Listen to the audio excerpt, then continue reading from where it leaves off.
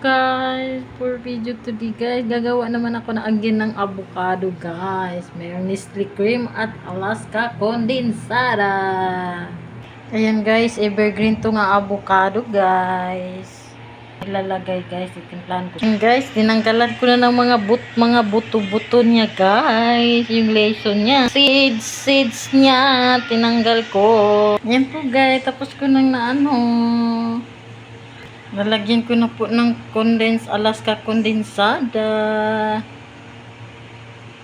Tapos lagyan ko din ng Nestle cream.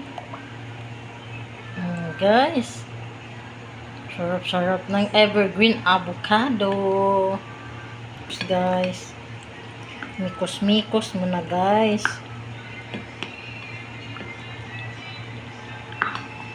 Sarap na to guys.